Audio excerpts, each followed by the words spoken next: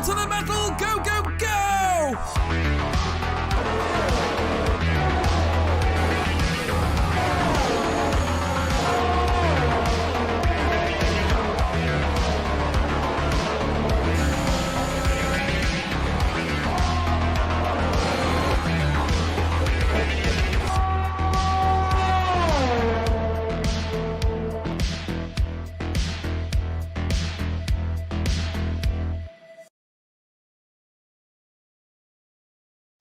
Good evening, everyone, and welcome along to the PSGL and VRT Esports Cup event. We are here for round 3 of the championship as we take in the Spanish Grand Prix from the Circuit of Barcelona, Catalonia. Yeah, we might have been away a week, but we are back tonight on a Friday night. My name, of course, is James Hay. Going to be taking to the stream as your lead commentator here tonight. And joining me in the commentary box, it is the one and only Mr. Aidan Carter. Aidan, how you doing? Doing really well, thank you very much. Yeah, a bit sad that we had a week off, isn't it? Kind of had the first 2 races, and then we've had a break already. But yeah, we're back into it again, and can't wait to get started. It's going to be again another great night of racing, I can imagine. It is, to be honest. And obviously, main talking point, obviously, was CRG leaving the championship, folding as a company as well. We'll talk about that as we go along, probably just before qualifying. However, we're going to go straight into it with a track introduction and a lap guide, talked you through, of course, by Mr. Evan Dalton. Evan, take it away. Hello everybody, my name is Evan Dalton and here we are for a lap of the Circuit of Barcelona, Catalonia. Down the main straight, we're on board with VRT Genirco in the McLaren, heading towards turn 1, braking just after the 100 metre, down to 4th gear and up to 5th for the next left-hander, the long right-hander of turn 3. What you do is you sweep to the outside and cut back into the inside, as we can see now, to get the most out of your time. Tricky corner up next, but it's 4th gear. Take a little bit of curb, which is what you can do, and spread it straight to the outside. Downhill left-hander. Doesn't look downhill at first, but it most certainly is. And now we're on to 2 of the most tricky corners on the track. Pull the most to the right that you can, 4th gear, 5th gear, and try your best not to invalidate. For this one, pick your line and send it. 6th gear, 7th gear, get a bit of curb on the exit, and now next, of course, we have the turn 10. Not the same as the real-life corner at the moment, but still as tricky as ever. 2nd gear, short shift to 3rd, into the left, which will bounce the car a little bit, but not too much, thankfully, in this game. It is not as bad. Right-hander.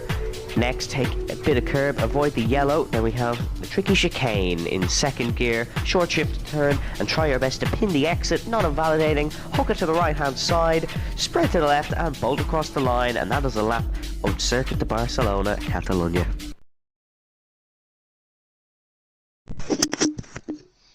Fantastic lap guide there by, of course, PSGL's very own Evan Dalton, taking you through a lap, of course, on board with VRT Danico, who is one of the drivers, of course, competing for VRT, of course, here tonight. Let us have a look then and remind yourselves what happened, of course, in France last week, and we'll take into account the constructor standings with Comrade Gaming in them. So Visceral Esports leading, Jordan, I should say, leading the way on 35 points in the Drivers' Championship. Houston second, Nikita in third last time out, Suku, Giel, Midnight, Fetty, Modestroll, Johan, and Dutch Missile rounding off the top 10. And Aidan, obviously Jordan picking up a great result for VSR. VSR 1-2 as well. They look the team to beat. Yeah, they definitely do. They had a solid start to the season in Baku, of course, as well, taking the win. Duncan taking the win for them in Baku. But it was kind of a bit of a split for them in the race in Baku, wasn't it? One was first and the other one was only in 10th in that race. But yeah, they really asserted their dominance last time out. Really, really strong run. Even despite a little bit of trepidation in the race for both of the drivers, they still managed to come through to the front of the field and win. So yeah, they've really stamped their authority so far.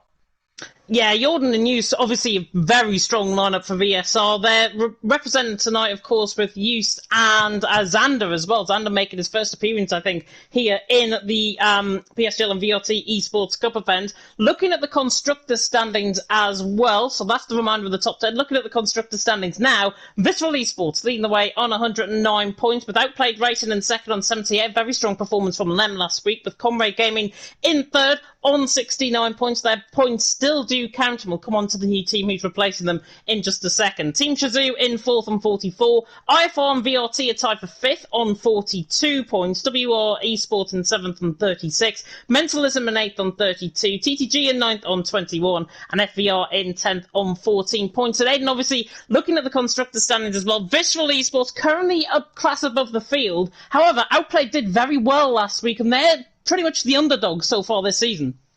Yeah, they really have been, haven't they, so far? They had a solid round in Baku as well. They had a good shot, but they weren't necessarily one of the big players at the front of the field. They were kind of in and around the midfield as such, and they got a good result in the end. Same was really happening at France, wasn't it? Until that late safety car came out, really played well into their race, and they worked well together as a team duo as well in that race to get the best result out of it. So I think they've really shone, and I think they've kind of exceeded our expectations, I would say. Obviously, for me on a personal level, not knowing who they were fully coming into this season, they've really shone for me. So I think so far that team can be really proud of themselves.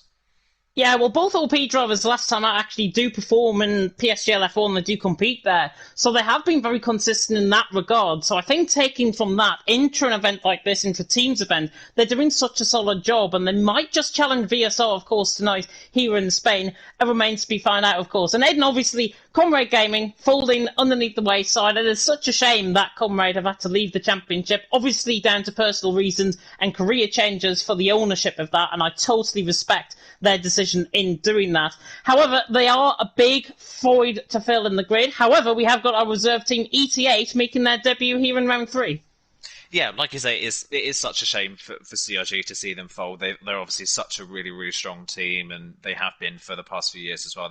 They've come on strong so much in the past year or so as well. So it is a real shame to see them go, but it is a great opportunity for another team to come in and prove themselves as well. ET8, they're well known around as well, and again, similar to OP for me, I know of them, but I maybe don't know a lot about their successes in the past. So it'll be interesting to see how they factor into this championship as well. So that would be great to see. And I think now that Comrade, unfortunately, are gone, I think it's now up to the rest of the teams now to really try and slow these Aston Martins down.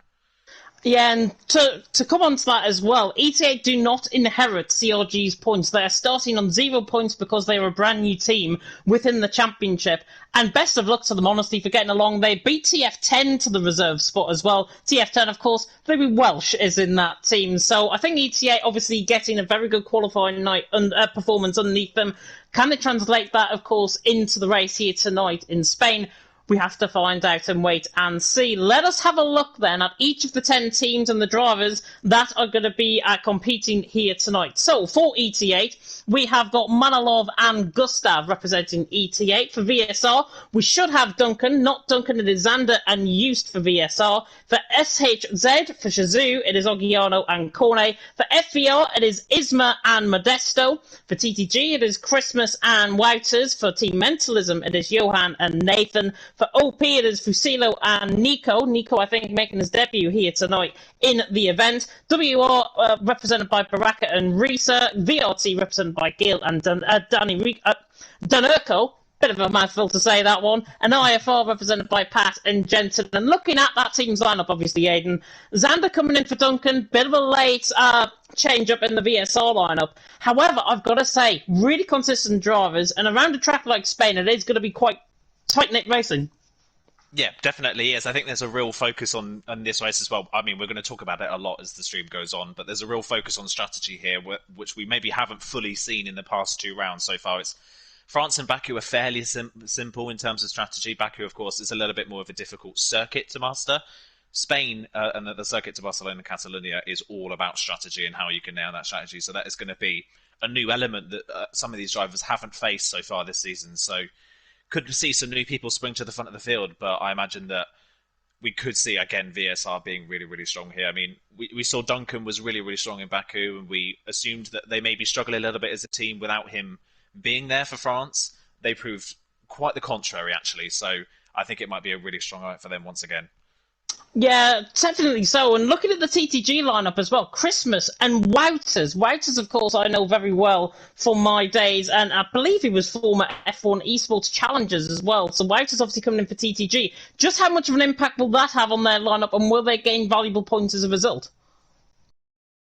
It's going to be interesting. Definitely going to be interesting to see what they can do. I think TCG as a team so far for them, they've had a solid start. I think they would say by their own stretch. I think it's been maybe a few missed opportunities. I can't remember which round it was, but I believe Christmas has raced before for TCG, and he did unfortunately make a mistake. I can't remember if that was France that happened, but it was having a pretty solid run up until that point anyway. So it's been a bit of a mixed bag for them, and maybe bringing in a new driver like Wouters could be a real positive for them. We'll wait and see, but I think a new dynamic for them could definitely bring something new for them for this season. Yeah, definitely, and begs to differ as well. All of these lineups are very, very strong. All of these guys apply their trade within different leagues in this league racing community, and it's an absolute brilliant to have everyone on board, of course. Looking at the comment section as well, just before we get underway, there's only 17 drivers currently within the lobby as we are sitting.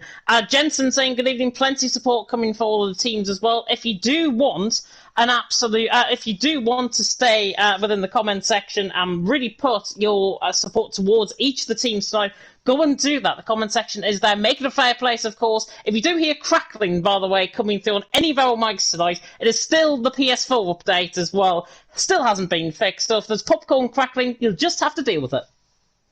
Yeah, that's a shame, isn't it? It seems like the way of the world at the moment for PlayStation and for Codemasters a little bit, that they bring out an update and something else goes wrong. Bit of a shame, isn't it? Unfortunately, it doesn't quite work out. But yeah, just to note as well, have been informed that we will be only getting 19 drivers, I believe, this evening. I think Shazoo may be down a driver this evening, so that's already Shazoo on the back foot, unfortunately. Yeah, but that one driver, of course, can gain valuable points even without that. And what they've got to remember as well, obviously two teammates is better than one, but you can invest all of your time into that one guy. I think it's Ogiano who's currently within the lobby, so it'll be Cornet that is actually missing tonight. So Shazoo only down to one driver. Of course, they're representing the Williams with Ogiano. And Ogiano has been a driver that has shown glimmers of hope, glimmers of good performances so far this season in the PSGL and VRT Esports Cup event. Remains to be seen what will happen. But from a Shazoo perspective, invest all your time in that one driver. Be that team strategist, be that team engineer. Focus on that one guy, and you never know, your rewards, your risks might be rewarded. Yeah, definitely can be rewarded, like you say. Obviously, it is a shame that they have only the one driver, but like you say, it doesn't necessarily mean it's over for them. We know that obviously points can be had through any position in this championship, and we saw in France a few people were retiring from that race, and while they were still part of that race with maybe two drivers within that team taking part in that race, only one of them scored anyway. So yeah, not out of it at all really for Shazoo. Argiano can still do a really, really good job for them in this race, just as long as he gets to the finish, and that's the same with everybody. Yeah, same with everyone, and obviously it applies to a track like Spain, of course. The Circuit of Barcelona, Catalonia, 4.6 kilometres, I should say, in length. Not 4.6 miles, 4.6 kilometres in length, 2.8 miles. One of the longest straights as well, down in towards turn 1 with the 2 DRS zones, as I say, down the start for the straight, and then one in towards turn 10. And a little birdie has told me, well, I've been well informed that the curbs apparently have changed around this track. I'm not sure if anyone can confirm that in the comment section, but obviously, the track has been reprofiled in real life. Turn 10 has been reprofiled entirely up in towards turn 11 and 12. We have the old track here. Still going to prove a real test, though. Yeah, definitely is going to prove a real test. Some obviously coming with that update, a few curb changes, Bahrain and other ones that has been changed. I think it's a case of some of the curbs on this track have been a little bit difficult on some circuits, and I think Spain's particularly the exit of turn 9. So I wouldn't be surprised if the exit of turn 9 curb has some sort of been in some way maybe reprofiled a little bit just to make it a little bit easier. But looks like we're about ready to get going for qualifying. We are about ready to go indeed. Jensen, by the way, is just informed in the comment section there has been no changes for Spain, I am sure. I obviously am just making things up as we go along, which is not the greatest thing to start off with, of course, here going in towards qualifying for Spain. We have got a few new features that we're going to try out as well. There was a halo graphic that hopefully is going to be running on the first lap we go on board with the first driver out on track, and a few changes as well. But of course, we are now transitioning into the lobby. The Spanish Grand Prix qualifying is about to begin. Round 3 of the championship here in the PSGL and VRT Esports Cup event. Show your support, of course, for your favourite drivers, your favourite teams here tonight. And just to remind everyone, no Yano Opia, no F1 Esports guys. They competed last night and on Wednesday, of course, and they've been doing such a solid job. But around a track like Spain, Aidan, we've just touched on it there.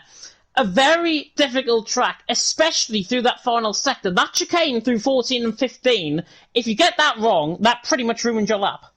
Yeah, it definitely does. It may not look like it maybe at the time that it might that it might cause issues for your lap, but it can really take a lot of time out of it. And really, any point in that last sector as well, all of the corners in that last sector are so closely strung together.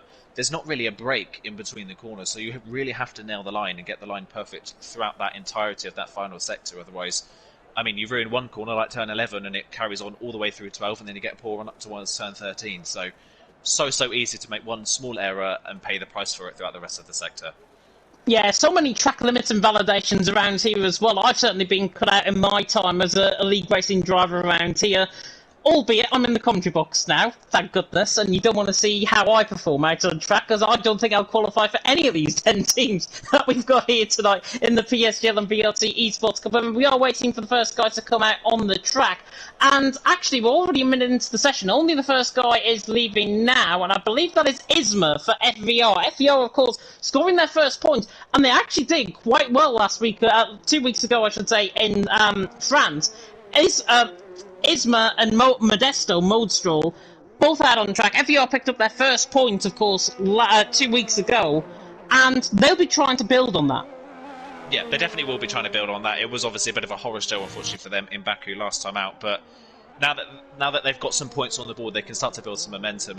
And definitely Modestro, he had a really, really strong showing last time out, was getting in and amongst some of the CRG drivers, had a great battle with CRG Midnight last time out with France. He had a really, really good showing. Maybe didn't quite get the result that he maybe expected, but it was still a good showing nonetheless, and it proves that they have the speed to compete with the other teams. So I think tonight could be a really good night for them again. It's likely that Spain could be a race of attrition. We know how difficult, like you've mentioned, we know how difficult this circuit is to master. So if they can at least keep the cars on the track to start with, I think it could be another good night for FVR. They could really build on the momentum that they're gaining. Yeah, I definitely think so. And obviously, Isma and Modestro will be hoping for a very good result out on track tonight. Isma has actually invalidated his first lap, you can see on the track map to the right-hand side. I'm going to turn everything off in the UI, and you are hopefully about to see the halo graphic appear just like this as we now come through turn 14 and 15, then through 16, and we'll now run aboard with the Alfa Romeo man around a lap of the Spanish Grand Prix circuit, and already reaching nearly in excess of 200 miles an hour as he reaches down in towards turn number 1, and Isma now coming through, braking just about at the 50-metre board through turn 1 and now through turn 2, catching the curve on the left-hand side, runs out wide now coming through turn 3, of course, where Alonso ran around the outside a few years ago back here in Spain. Now through the end of the first sector, and the end of the first sector, 21.4 I think that is through the first sector from Isma, so not looking too bad through there. Runs out wide coming through turn 4, and then now on the exit in towards turn number 5, and turn 5 of course can catch people out, and it has, and Isma spun. Isma spins, and turn 5, I literally say it could catch people out. It has with Isma. Yeah, it has, unfortunately, and while that was all happening, almost at an identical time, Jensen on the medium compound tyre spun at turn 2, so we've already had two drivers have a spin, unfortunately, on their runs. Jensen is on the medium compound tyres at the moment, so it is more likely that is to happen, but yeah, we've mentioned it already, this track is difficult, and two drivers have already proved that. Caden, by the way, saying in the comments section that apparently it is Manolo V and not Manolov.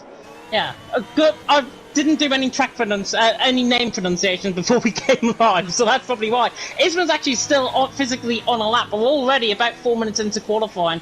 Guys obviously setting lap times out there. Obviously Eustace is also out there on a lap, and he's going to be one of the first maybe to come across the line. And Xander actually setting the lap. Isma's back into the pectorate. We'll now ride on board actually with Eustace, and that comes through the middle sector. It's purple in the middle sector, whether that's indicative of himself or of other drivers remains to be seen. But now Eustace coming through turn number 12, and then in towards turns 13 and 14 as Gil goes quickest with a 16.1. I need the tyre graphic up. I've just realised the tyre is there, and that is everyone's tyres. They're all on a set of soft compound tyre, pretty much, apart from Jensen, who's on there on a set of mediums. Used, however, now coming toward the line, and it's a 15.4. So Used goes quickest, Gil in second, Jensen in third at 141.7. Definitely not indicative of his best. That's probably more like it though from his teammate Pat as he goes into third.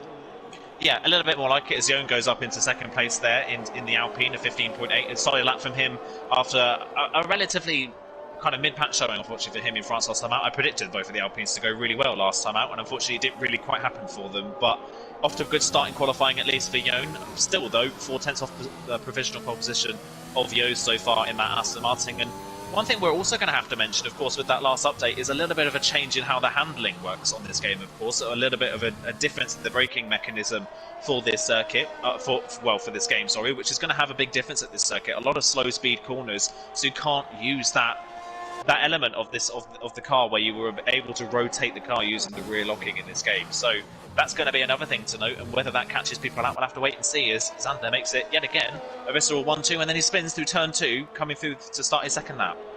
Yeah, luckily I think he just actually came off his lap, so that's why Xander is obviously spun. He's down there in P2. Currently 15.5, very good lap time. He's only a tenth of a second off his teammate. Dan Oka was just gone third as well for VRT. Gil obviously in fifth position as well. Johan there in fourth. Not many lap times, however, though being set. MNT Nathan is coming through the final couple of corners. Zogiana was just gone third on 2-lap-old set of soft compound tyres. That'll be 3-lap-old actually, including his outlap, as Nathan now comes to the line and he goes 7th to 15.9. So already the top 7 within about 5/10 of a second of each other comes to show what really these lap times will be like. Nico was now coming through the middle sector, and actually through the final sector, I should say, through turn 12. Don't think, however, he is on a lap, so I might try and find anybody that might be on Modestroll or Modesto now coming through the final corner, running toward the line, and he goes quickest with a 15.471. And it comes to show, it looks like the track evolution is really paying dividends if you set more than one lap on a set of soft compound tyre. Yeah, it's quite interesting, actually. We don't obviously usually see that, especially at circuits like Spain. You might see it somewhere like Austria, maybe, where you can run 2 laps with the lowest amount of fuel you could possibly put in the car. But as Christmas now goes fastest, the TTG also on a 15.4, but closer to a 0.3 now. So that is TTG now to the top of the timesheets in that Mercedes. But yeah, like I was saying, interesting to see multiple drivers going for 2 laps on a set of soft compound tyres, especially at a track like Spain, where tyre temperatures are such a problem as well, especially that front left-hand tyre of this car. It really overheats in these long right-handers. So surprised that we've already seen at least 3 drivers do 2 laps on the softs and get really solid lap times out of them. All 3 of them are in the top 6 at the moment.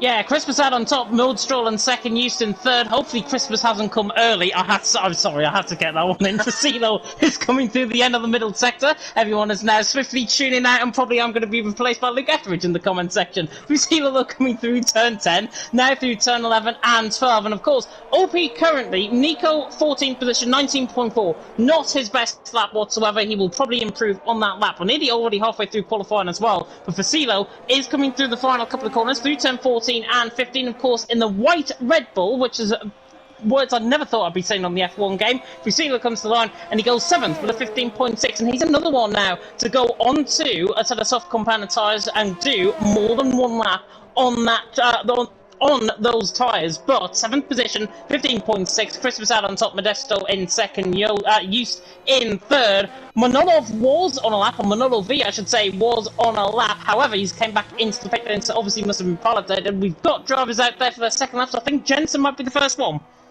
Yeah, I think he is the first one out onto the track. Both of the IFR drivers are out to the track as well. And Fusillo is definitely another one we're going to have to keep an eye on, isn't it? Both of the first rounds, he was pretty much the king of the alternate strategy. Started outside the top 10 in both of the events and got really good results from doing so. So wondering if he's going to go for that same tactic again. And of course, around Spain, we know the alternate strategy can be very, very strong here. So he's going to be one to look out for, and I fully agree with you. It is so weird to see a white Red Bull on this game. I was never expecting that to happen, but it's still great to see either way. It's a really lovely livery, of course, and it is great to see. We're obviously not going to see it full-time in this game. It will be gone, unfortunately, in about a month's time, but still great to see it anyway, as Jensen has started that run. It will be his first run on the soft compound tyres as well, I think, realising that his first one on the mediums and spinning through turn 2, that there was not really any chance he was going to get a solid result out of it, but what it has done, at least, is saved a set of soft compound tyres for the race if he needs them. Yeah, it has. He's coming through the end of the first sector, and Jensen's not too bad through the first sector. 21.7, I think that is, through the first sector from Jensen. Now coming through turn 4. Lovely halo graphic, as you can see on the right on your stream. As we now coming through turn 5 on board with Jensen. Van Dijk coming through turn 5. Nearly invalidated coming through there. However, he just about got away through the kink of 6, and then towards the tricky left and right of 7 and then 8, and then car killer corner at turn 9. Curvature to actually change there, just flicking out a little bit wider than expected. Now coming through turn 9 and then in towards the end of the middle sector, and again 50 flat through the middle sector, not too bad from Jensen's perspective. Now coming through in towards turn 11 and then in towards turn 12 as he nearly spins on the inside curb. He's kept the car going Does he back off the lap? I don't think he has. I think it's just a little bit of a correction, as now Jensen comes through 13, and now he's backed off his lap, typically, but he is going to get a valid lap in still. Yeah, he is going to, well, we say that, and he's just going to dive into the pit lane, but yeah, I've been thinking maybe you go for another lap like a lot of other drivers have, but he hasn't gone for it. And yeah, we mentioned it earlier on, one mistake in Sector 3, and that's your lap ruined, and that just proves it. It was just a minute mistake, and it cost him so much time. He had to give up on the lap because of it. His IFR teammate Pat has invalidated on his second run, so both Ferraris at the moment in qualifying struggling just that little bit. Pat's half a second off the car in front of him on the grid at the moment, so there is a bit of a gap, unfortunately, between Gil and Pat, 13th and 14th. Everyone's coming round to finish their runs, including Gil. He improves by 0.3 of a second, gets into the 15.9s, but only improves a singular place at the moment. And Gil so far, I think Gil's come into the championship with quite a bit of expectation on his shoulders, especially with VRT, of course, being one of the managers for this championship as well. And it's just not quite worked out so far for VRT, really, has it? It hasn't, but Danerko obviously making his debut here. He is showing some good pace. 15.7, he will obviously improve on that lap. I think Ogiano or Nathan, one of the two, has just gone up to 6th or 7th with a good lap there. Xander now runs the line, 15.3. That's more like it from the VSR boys. And now Eustace coming through the final couple of quarters as well. Through turn 16, runs the line. Does he go quickest? Yes, 15.1. And absolutely sails past his own teammate. Christmas has just started up on a lap coming through the middle sector as well of turn 4 and then through turn 5. But Eustace on top, Xander second, Christmas in third. Normal service has resumed. Yeah, normal service has resumed, as you said. Vissel back in the 1-2 positions, but we did see a few drivers come through and beat those times, so we'll see if anybody can do such a thing. Of course, Modestro, Ogiano as well, those drivers all set their laps on their second lap on that set of softs that they were on, so you can expect at least some natural progression. Christmas, unfortunately, isn't improving on his lap. Baraka is, but interestingly not by a lot. It's by only about 0.5 of a second by the end of the second sector, so apart from the Aston Martins at the moment, no one's really finding a lot of time. You would expect people like Baraka maybe to find a bit more time, considering they are on a much fresher set of softs than they were on their first run. So see him through the final sector as he launches the car over that sausage curb on the inside of turn 15 through the final corner and up towards the line. Has he found anything in the final sector? He found about a tenth and a half in the final sector, gets him up to 4th, but still not close enough to those Astons. Yet again, the Aston Martins have a stronghold on the top 2 positions.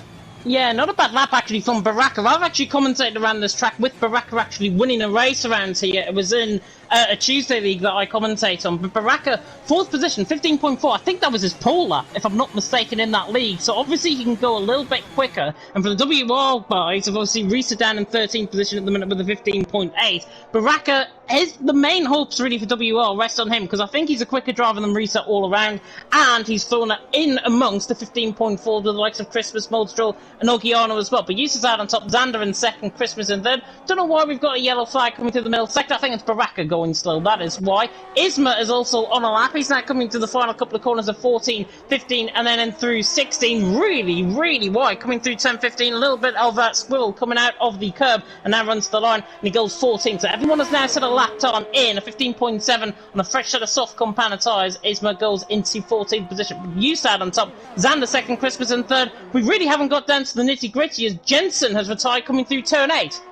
Yeah, dropped the car coming out of turn 8. I don't know if that was on an actual lap or just an out lap, but yeah, it's been unfortunately a bit of a disaster so far for IFR. 18th and 19th, Jensen will not improve on last on the grid, so that is where his qualifying will end, unfortunately. Fusillo's just crossed the line, has gone P9. Everybody in the field at the moment is in the 1 minute 15s, which is great to see, apart from Pat, unfortunately, but I don't think his lap time is representative. But everybody else in the 15, so it's a really, really close field. I'm keeping my eye on that battle at the moment between 8th and 11th. Look how close it is between 8th and 11th, just 22 thousandths of a second covering the 4 cars in that mid-pack. So just goes to show that despite this being quite a technical track, all of these drivers are very evenly matched, of course, apart from Hughes right at the top of the standings. Yeah, and obviously looking at Nico, Manolo, and Isma as well. They're only separated by 1500ths of a second. Out on track, 12th down to 14th, covering by 1500ths of a second. And these are the thin margins we are talking about, everyone who is tuning into the stream. Used to out on top, Xander second, Christmas in third. Both Vasilo and Isma are on down laps at this stage. Pat, however, is now coming out of the pit lane. 16.6. We'll put the halo graphic on as well before we get into the lap. But Pat, a 16.6, as you say, not representative of his time as all. His teammate is starting right at the back of the field as well, probably going for set of mediums. Pat, ideally, for IFR, have got to go into the top 10. Can you see it from him? It's going to be difficult. I think it will be difficult, unfortunately, for Pat. I don't think his race pace, I think, is definitely stronger than his qualifying pace that we've seen so far this season, at least. Of course, he's only raced the one time, but in that time, he was much more competitive in the race than he was in qualifying, unfortunately. So it's going to be a tall order for him. He's got to find a lot of time to get inside that top 10, and we know how competitive that top 10 is already. If he can't get inside the top 10, then the higher that he can be outside the top 10, the better. I mean, of course, the track position around this track could be key. So if he is going to go for the alternate strategy, which is the same as his teammate, ideally he wants to be up in that 11th and 12th in what we'll call the poor man's pole position. The poor man's pole position, I like it, but honestly, Pat, now coming through the final corner, through turn 15 and 16, I spy as well my little eye something between them at F1 Esports. Matthijs van Erven is in the comment section, I can see. As now Pat comes in towards turn number 1, down this long straight, about a 500-metre run, down in towards turn 1. It's one of the longest runs down in towards turn 1 on the F1 calendar. Now through turn 1, now through turn 2. Has he just invalidated? I think he has. He has, yes. Unfortunately, that is a shame on the inside of turn 2. Hopefully he's got enough fuel inside the car to be able to go for another run, but yeah, it's just not been a good one so far for IFR, has it? They started off the championship so well with a 4th place finish for Jensen in Baku, but since then it's just not come together for them, unfortunately, has it? It hasn't. Gilles on a lap, however, behind him. 15.9 currently his first best. Frenchman will be hoping for a very good result. He was quick through the first sector. He was green, actually, through the first sector. We've got cars now coming through the middle sector. Might be a little bit of traffic coming in his way. With a minute and 50 seconds ago, you started out on top. Xander second, Christmas in third. That ahead of him is Pat, actually, on a down lap. So luckily he hasn't got any traffic in front of him. Now coming through turn 9. That car looks very unstable. Coming through turn 9, he did well to wrestle that car through turn 9. And now through the end of the middle sector. It's not again bad from Gilles. It's a 50 flat through the middle sector, and Gilles will be hoping to try and go sub 50 coming through there as he now comes through turn 12 and in towards 13, 14, 15 and 16. The final 4 corners, of course, the MotoGP layout is just to the left hand side of the car as now Gilles comes through 14, now through 15 and then in towards turn number 16. Usad on top, Xander second, Christmas in third. Where is this lap time from Gilles going to put him? Gilles across the line, he goes 12th, 15.7. A good improvement in the end, not enough, but he can get another lap in if he wishes. Yeah, he can do. I think he's backed off, though, unfortunately, so he's just got to run out of time before he gets another run in. So that, unfortunately, is going to be the best that we'll see from Gilles in this qualifying session. But still, he's not far off. He's 0.6 of a second off pole position, which is not a bad stretch by any means, but it's 12th on the grid. That's just how close it is at the moment throughout the field. Everybody else now coming on to their final runs in this session. I believe we've got used a bit further around the lap. He is up again in the middle sector. Only slightly. It's only 0.03 of a second. Oh, and he loses the rear of the car quite heavily through turn 11. That might cost him some time in this final sector again through 12. He's throwing that Aston Martin around. Is really on the limit of that car. Again, the rear of the car stepping out, and then he's invalidated there on the inside of turn 15. So he's not going to improve on his time, but he still holds that provisional pole position quite comfortably at the moment. We'll see if anyone can get close to him, but I think that suggests that Just on that 15-1 found the absolute maximum that he could out of that car. Yeah, Xander obviously invalid as well on his lap. Fabi, I believe, has just gone 7th for TTG, so good lap there from Fabi the German into 7th position. Just, I think, was coming across the line, or Xander, I should say, coming across the line to start a final lap, so he might get another crack of it. However, Modesto coming through turn 15 and then through turn 16 to the final corner. He was purple in the middle sector. We'll see what this time is. Modesto to the line, goes second ahead of Xander. Good lap from the FBR man, and he puts himself right in the mix. Christmas is through the middle sector, along with Baraka. Baraka's a little bit further on, at 15.4 currently, still used out on top. Is that lap time beatable? I don't think it is, to be honest. It is still used out on top. We are going to get improvements further down the field, I guarantee you, as we come now through the final couple of corners on board with Baraka. There's an Alpine just getting out of the way to the left-hand side. I think that was either Nathan or Johan in the Alpines for that Team MNT. Gilles has gone 13th as well and has actually retired out the session, 15.7. He retired into the pit lane. Gustav went P10 as well, but Baraka now running to the line as Eustace retired from the session. Baraka goes second. Good luck from him. Xander is invalid again. What's Christmas doing? Christmas is invalid. Coming through the final corners. Ogiano was up in the middle sector, but we'll see if he can try and improve. 15.4 is his current best. Dan Urkel is also further on a lap. He comes to the line. He goes second. Great lap by Dan Urkel. 15.2 from him. And now, Fabi, Ogiano, the only two that can really try and suffice the result here. As Ogiano now comes through the final corner through 15. He runs wide through 15. How is that valid? I do not know. As Ogiano runs through the final corner, to the line goes the Williams, and he doesn't actually improve. Fabi, I think, is back of his lap. That's the end of qualifying. Used that on top. I did say that lap time might not be beatable, and it wasn't. Danerko in second, Baraka in third. Great lap times, I've got to say. VRT, WR, and FVR really challenging VSR. Yeah, really, really great to see that we've got 4 teams inside the top 4 at the moment, and 5 inside well, 6 inside the top 7. That is really, really great to see. And yeah, interesting that Xander couldn't find that final run, invalidating both of his final runs as well. What does that do for VSR in this race? They had the stranglehold on the front row in the mid part of that session. Now they've got 3 cars in between. Does that break up the team strategy just a little bit? Does that unsettle them that little bit more in this race? Or are we going to see them win out again? It's going to be interesting to see. But yeah, once again, really, really great to see so many teams at the top of the field. And look at that, less than 2 tenths covering the top 5. That's unreal, isn't it? You start on top, Dereko in second, Baraka in third, Modesto, Moldstrål in fourth, Xander in fifth, and look at them, they're only separated by 6,000th of a second. Christmas there in sixth. Christmas well and truly came early for him, he didn't get pole position. Okiano in seventh, Fabian eighth, Facilo in ninth, and Gustav for ET8's debut ran off in the top 10. Good lap from the Dane, with Nathan in 11th, Johan in 12th, Giel in 13th, a whole host of Frenchmen, Nico in 14th, Manolo in 15th, Isma in 16th, Reese 17th, Pat in 18th, Jensen not getting a lap time in either, so no improvement from the both IFR boys. Risa also had a listen next lap invalidated. So that is the end of qualifying, and now we're going to transition and remind you of the Spanish Grand Prix circuit, the Circuit of Barcelona, Catalonia.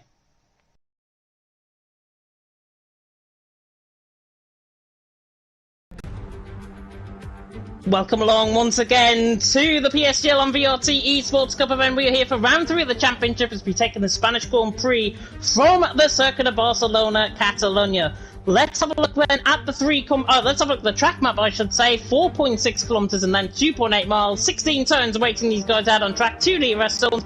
A lot of elevation change coming through the final sector as well. And hopefully it is going to be really good in terms of overtaking that 2 DRS zones, of course. 1 down the start-finish straight. I'm on in towards turn number 10. The 3 compound tyres, of course, the softs, the mediums and the hards, the C3, C2 and C1 compound of tyre. And it's going to be quite an interesting race in terms of strategy, and we'll come on to that in just a second as we now transition back into the track. And immediately, Aiden, bright blue skies, sunshine, exactly what we like to see in Spain on a very cold night, Friday night in the UK. Yeah, very cold Friday night in the UK. I fully agree with you on that one. But yeah, really, really great to see a nice sunny track for this one as well. And unlike maybe some tracks we'll see where it's a fairly straightforward strategy, of course, we've mentioned it already. Going to be interesting to see what some of these drivers do strategy-wise. It is a real mix of what you can do throughout this field. So we're going to see a lot of people doing a lot of different things, and we'll see how people can manage their tyres, if they can manage their tyres. That's the thing as well, of course. Tyre temperature's such a massive problem around this circuit, so that'll be really, really interesting to see what they can do and whether these soft runners can hold on to their top 10 positions or not. Yeah, we'll have to see. And of course, reminder of the championship standings coming into tonight as well in terms of the teams. VSO, of course, out on top. OP in second. CRG, the now defunct CRG, in third. ET8, of course, replacing them. They're getting no points, but that is the top 10 to the left-hand side. Let us have a look then at the tyre compounds that everyone has run. Of course, the top 10 qualified on that set of soft compounder tyres. And everyone else in behind, interestingly, have gone for a little bit of a split strategy. We've got a few guys on a set of hard compounder tyres. That's Giel and Pat, so IFR and VRT splitting their strategies. Everyone else on a set of mediums. To me, this race screams simple one-stop. However, it might not be the case. Yeah, definitely might not be the case. A one-stop is definitely the fastest strategy around here. We know it's difficult to overtake around the circuit, and the pit lane is quite long here, so a two-stop isn't really a viable strategy. The problem is the actual tyre wear that you're going to get. You need to make these softs last long enough. If you want to do a soft-medium strategy, which is possible around this circuit, if you want to do that, you've got to make these soft tyres last to about lap 10. And that is really, really difficult, especially with the front tyre wear that you're going to see around this circuit. We might see some people be able to make that. Other people might have to bail a little bit early and come for the hard compound tyres, which will gain them a short-term benefit in terms of an undercut. But in terms of overall race pace, the mediums are quite a bit faster than the hard compound tyres. We'll see how each driver can manage their tyre wear throughout the race. Yeah, time management is going to be absolutely critical, of course, around here. 33 laps awaiting the guys out on track. The guys are now filtering through the final couple of corners through turn 14, 15 and 16. And I'm going to come across to Aiden. Aiden, who's your top 3? You do this to me every week, and I get it wrong every single week. But I can't count against VSR making it 3 out of 3. I think Iris has got a really great opportunity of winning this race. I've got my own Modesto. I think he's really improved as the season's gone on. He could be on for a podium. And I'm gonna look out for Nathan on that alternate strategy. I think the alternate strategy could be really powerful here. Tatch has just joined in time there in the comment section. The 5 lights are now coming on with a little bit of a glitched grid there to the left-hand side. For round 3 of the championship in the PSGL and VRT Esports Cup event, it will be lights out very soon.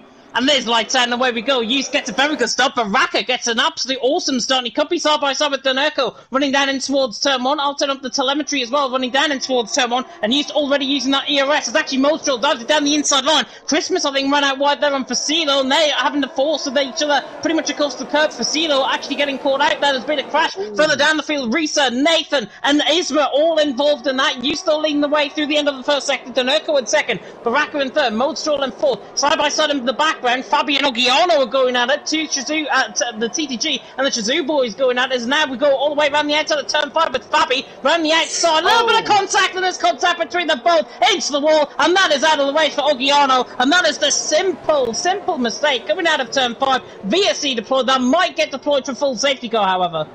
Yeah, definitely could. It could be changed, but what a shame for Shazoo. That was Shazoo's only driver, unfortunately, in this race.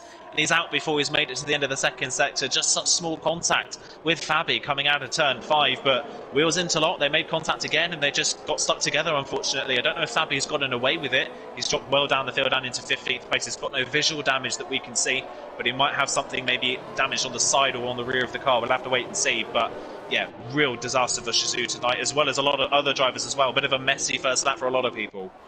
Yeah, mad first lap, to be honest. You still holds the lead, Danako in second, Baraka in third. Let's have a look, actually, at the position changes from the first lap, and you can tell Jensen and Pat have gained the most. 6 and 4 positions gained. Johan also gained 4 positions. As a result, the top 6 have remained as they are. You still leading the way, Danako in second, Baraka in third. Isma and Risa obviously involved in that collision as well, further down the field, coming through turns 1 and 2. They're now into the pit lane to obviously replace a bit of damage on their front wings or side pod damage. Everyone gets back underway. No speed on the VSC either, and we're back underway. Used leading the way, but used to actually didn't get a really good restart as Donerko was right on the back of him, 2/10 away. The VRT man right on the back of the VSR man as we now come through the exit of turn 4 and then in towards turn 5, and everyone now holding their own. Johan, by the way, on that sort of medium compound tyres, and Gil on that sort of hard compound tyres, really exciting so far. They've gained pretty much a lot of positions off this start, and Johan in 8th position, Gil in 10th on that sort of hard. They're making the alternative strategy work quite early. Yeah, really, really great stuff for them, especially going on those medium compound tyres. That is exactly what he needed for his race. He needed to be in and amongst the soft runners quite early on to disrupt them, really, and make his strategy work. And you can already tell that he's quite close to the back of the Red Bull in front. As further down, Jensen and Manolo are going side by side through turn 10 and turn 11. Around the outside, Manolo is going to hold that position for the time being. Jensen thinking about the move down the inside, though, not quite getting it. For the time being, he'll stay in 13th. But yeah, good start for the IFR drivers. Didn't have the best of qualifyings, but they've capitalised on other people's mistakes further down the order. As Youth's, of course, fastest lap of the race. Of course, the first proper lap that we've had, despite a bit of virtual safety car. And despite all the battling that Donerko, Bracken and Modestro had on that first lap, it's surprising not to see Youth pull away or anyone behind really capitalise on it. Yeah, Fabi on the back of Pat further down the field as well, down in toward turn 1. He goes into the back of him, does Fabi. A little bit of a miscommunication in terms of the braking point, but Pat holds currently P14. Fabi in 15th, and has he got white tail end plate damage? Because he is struggling coming through turn 3, so I think he might have caught a little bit of front wing damage. If it's visible, then it would be. However, it doesn't look visible, so therefore I think it's only a wing that has came off. But Yusad on top, Donerko in second. And as soon as you say that, Aiden, Yusad now began to pull away. He's more than a second clear now of Donerko, coming into that DRS detection point, coming now through turn 9. And Yus beginning to pull away, beginning to dominate like he has done in the past rounds here in PSGL. Nico, however, on the back of Gil as well. Set of mediums to get a set of hards. You would imagine that the OP man is going to get through on the VRT man for 10th and 11th. Yus still holding his own. Donerko in second, Baraka in third. We are on lap 3, aren't we? Are we? Are we on lap 2 or 3?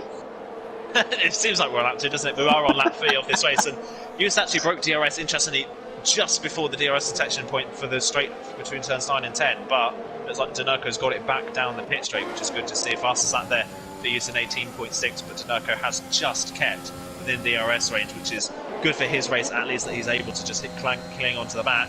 The one person that has lost DRS is Modesto in 4th. He's now dropping back from this top 3 just a little bit, and Xander and Christmas are right on the back of him. So if this is another lap where Modesto can't get back within DRS range and the top 3 can just start to pull away that little bit more, Modesto could be a sitting duck, especially down that pit straight. Despite it being difficult to overtake around this track, that pit straight is deceivingly long, so you could be swamped by the drivers behind.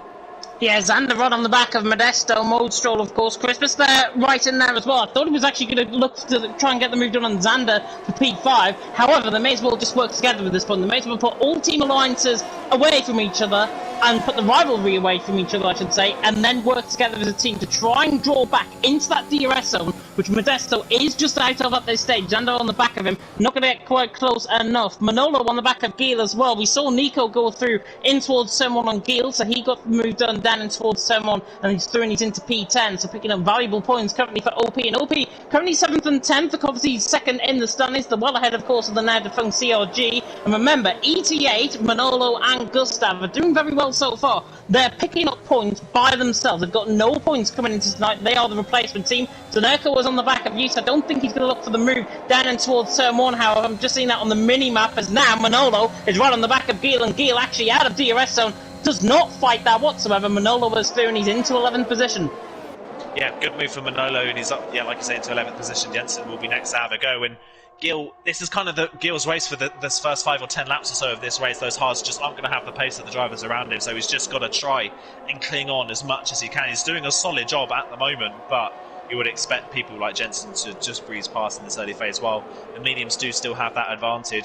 Interestingly enough, Modestro did actually get back within DRS range of Baraka on that lap, so despite dropping over a second behind, he's managed to close right back in again on the drivers in front. So in that 4th place, maybe just a little bit of a slow lap the lap previous, or are we now starting to see maybe some drivers just struggling a little bit with their tyre management, as Pat is the first driver to pick up the 2-second time penalty, and I don't think that's going to be the only driver to do that. I think we might see a lot of that this evening. Yeah, I was thinking of myself there. Definitely the first of many I think that drivers are going to pick up. However, I have commentated around here before on this game, and there's not many penalties, and there's not many places where you can actually pick up penalties around here within the race compared to qualifying. Baraka right on the back of Danerko, and Danerko actually decides to come into the pit lane, so he's going for the undercut very early on. Indeed, it's a smart move. Maybe that's going to pull off. Is that now committed 2-stop strategy? It looks like a 1-stop. He's gone for the hard compound tyres by the looks of things, so that's what I was mentioning earlier on. If you can get the softs to lap 10 or 11, you can go for the mediums. I think Danerko's recognised that he can't do that, so he's come in early and put the hards on, bailed out the strategy before he really gets punished for it later on. So he'll use this fresh air to try and build enough of a lead. Now, do we see other drivers react, or do they just sit and wait for another few laps and then put the mediums on and have more pace? That's what's going to be the interesting thing to see, but Danerko's the first one to commit to it. We'll see if anybody else does the same. Yeah, Christmas putting Xander under pressure for 4th and 5th now, and obviously Danerko down in 15th position. Fabi has got the move done on Isma in towards Turn 1, gets the move done, and he's into 16th position, so that on the mini-map on the right-hand side, and now Isma probably going to fight side-by-side again with Fabi, but Fabi has got that move done. Christmas again on the back of Xander, the other Mercedes this time. He is on the back of the Dutchman ahead. Of course, there are 2 Flying Dutchmen here tonight. Houston Xander representing VSR. However, no Flying Dutchman in terms of Jarno Opmi. He's obviously taken the first two out of the first 3 rounds of the championship in the F1 Esports calendar. And, of course, you can tune in for that as Baraka comes into the pit lane. However, that looked to me as if it was partly over the red and white line, which is not allowed. So Baraka into the pit lane. Maybe going to have a slap of the stewards maybe later on. Yeah, we'll have to see if that is called up for. Interesting though, further behind, Fusillo's on the mediums. He's coming from the softs and he's put the medium compound tyre on, so he's gone different. I don't think he's getting those medium compound tyres to the end. That is a really, really long time for those medium tyres to be on. That is 26 laps on the medium compound tyres. I don't think that is at all possible, unless he knows something that we don't know. So we'll have to wait and see what Fusillo does with that. What he will do is jump a few drivers when they come in for their pit stop. Is he banking on another safety car, or is he going for that 2-stop strategy? It's an interesting call. We'll have to wait and see if it's the right call, but at the moment I don't know if it is. And another thing to note as well, Danerko came in obviously the lap before. Baraka comes out of the pit lane and hasn't lost any time, so that undercut for Danerko is not really that powerful on those hard compound tyres. Yeah, the hards, I think, really struggle to try and come alive very early on. They only get going around 4 or 5 laps into their stint, which is obviously enough time to try and get towards the end of the race, but it remains to be seen whether Baraka can try and hunt down Danerko. And of course, these two have got to work together at this point. Danerko gets caught on the curb coming out of turn 9, just loses a little bit of time, not much, and Baraka is going to now try and put him under pressure. They have got Fasilo as well on that sort of medium compound side, so watch out for him. Use is continuing on as Modesto now is into the pit lane. So Motril in for FBR. He is now into the pit lane from a second position. ahead of Xander, and he's now into the pit lane. But where is Denerko? He's coming through the final couple of corners, through 14 and 15, and then through 16. I think Moldstraw is being found out here, and all those guys in the set of hards, Moldstraw, Denerko, Baraka, maybe even Vasilo as well, are they going to be ahead? It's going to be quite close. I think he's just going to fit in the middle, maybe, of Baraka and Fusilo. However, I might be wrong in saying that, because Baraka is now side by side, running down in towards Tomo Modesto on the inside line. Is he going to try and get the move done? There's a little bit of coating wheels, and Baraka, fresh out of the pit lane, is sent flying off into the gravel almost. Nearly Tokyo drifting through there. Modesto so far off track, I thought he was going to Portugal there, but Moldstraw now has recovered the car. Luckily for him, he's still in 15th position. Luckily for him, more importantly, he's still in the race. Yeah, still in the race. I don't think he's picked up any damage. It was a very light contact with the wall. But, yeah, just lost it on traction coming out of turn 2, which is so easy to do on those hard compound tyres. That was interesting, though, that Moldstraw stayed out another extra lap and nearly overcut Baraka. That is really interesting to see that happened. The soft compound tyres aren't losing their pace maybe as much as some drivers are thinking they would, which makes me think that if we're seeing the VSR drivers and Christmas and Gustav go for these medium compound tyres, which at this point I think they are, if they are going for that strategy, they're not going to be that far behind those drivers. In terms of use case, you might not be behind them at all. So these hard compound tyres at the moment aren't really working. Christmas down the inside of Xander in towards turn 1 is up into second position. That's a fairly easy move, but Christmas does already have a penalty in this race, so I imagine Xander wouldn't want to fight that one too hard. Yeah, like I was mentioning, the hard tyres aren't working nearly as much as I thought they would. And look at that, Fusillo was 2.5 seconds behind these two in front, and he's already within their DRS range. Yeah, mediums, of course, though, towards the end of the race are going to be going off the cliff. Baraka is putting Denerko under pressure. Isma has now got the move done, and actually Modesto was in the pit lane, so he might have picked up damage, and Baraka flings out wide, coming through turn 3. Nearly lost control of the car, and Baraka's still in P13, Denerko there in P12 for now. However, remember, as you say, Youth, Christmas, Xander, Gustav, all on that set of soft compound tyres, all ingrained in that DRS train, apart from Youth. Of course, Youth is 2.1 seconds clear. And I've got to argue, he's beginning to pick up the pace and he's beginning to get on with things. And Christmas, obviously, with that 3-second time penalty, that's going to come to bite him back on the backside, quite literally. And Used in P1 at this moment in time, holding his own. But what is the VSR strategy going to be? Is Xander going to come into the pit lane this time around? No, they continue on. Gustav, however, is in for ET8. So Gustav is in from 5th position. Into the pit lane he comes. He's going to be coming out well in a beautiful gap between Fasilo and Fabi. However, he's going to be in a real inferior chance later on in this race. Yeah, it could be. He's got to use these laps now to try and jump some of the other drivers on those soft compound tyres. He wasn't that far behind Xander and Christmas, maybe a couple of seconds. So he could use this lap to try and close in on them just a little bit. He is in that beautiful gap, like you're saying. Look at that. He's not dropped that much time to the likes of Fusillo and Baraka. He's not that far back. Look, it's about 2 seconds, which is similar to what the gap was to Christmas and Xander. So he's not that far behind, and we've already seen from Fusillo's point of view that the medium tyres have a lot more speed in them, especially early on. So I think this is the right call to go for the medium compound tyres rather than the softs. I think Fusillo's maybe gone a little bit too early, but I definitely think the medium compound tyres at this stage of the race at least look like the better tyre. Yeah, Isma's putting Fabi under pressure as well, the TTG man against the Alfa Romeo, 15th and 16th currently. Further up the field, as you say, Xander trying to put Christmas under a bit of pressure, Johan there in P4, and all these guys on that alternative strategy, all the guys on the set of mediums and on the set of hards are beginning to come into play. However, they are going to be found out in the second stint, and they're going to be going probably for a set of soft compound tyres towards the end, and we'll now see if drivers are going to come into the pit lane, and Xander is in, Christmas is in as well. So TTG and VSR spawn with one of their drivers each. Xander just about gets the pit limitron down in toward the pit lane entry. However, it is going to be quite close. Denerko, Baraka and Fasilo are coming through the second to last corner, and Xander now is behind Christmas, and this is going to be quite close. I think they're going to come out behind. Yeah, it looks like they're just going to be behind, but they will be ahead of Gustav, which is interesting in this race. That's good for them at least. But look, like I mentioned, they've been on the hards, Denerko and Baraka, for 4 laps in Denerko's case, 3 laps in Baraka's case, and they've not gained enough time on Christmas and Xander, I think, to make this strategy work. As it stands, when used pits, which I would imagine would be on this lap, he's going to be right in the middle of this battle, if not just ahead of it, on a fresher set of medium compound tyres. So it's going to have to be a mega in-lap for Hughes to make that work, but we've already seen he's got a good pace at this point in the race, so see what he can do. I'm sure he's going to come in this lap, but like I've mentioned many a time already, I think the medium compound tyres were the better choice at this point in the race. It's whether Denerko and Baraka could hold on to their positions. Yeah, on board with Vasilo. He's taking very limited attack coming through turn 9. Christmas is obviously behind on fresher compound tyres. These guys, honestly, have just got to work together at this point, especially because Yus is now into pit lane from the lead of the race. So Yus is now in. Johan now promoted to the lead of the race. Nico in second, Manolo in third, Giel in fourth, Jensen in fifth, Nathan and Pat will be sixth and seventh. Where is Yus going to come out in all of this? I think he's going to be ahead. He's held in the pit stop in the Aston Martin pit stop. That's a little bit of a glitch, I think, as now Yus comes out. And he's not going to be too far behind Pat coming out the pit lane at all. So Yus coming out the pit lane is just ahead. Is he within a second, Denerko? I don't think he is. And Yus is actually outside of DRS, and that really, really is good stuff from Yus. That has played beautifully for Yus. That is, I think that is the perfect strategy executed from Yus. That has worked brilliantly for the Aston Martin man.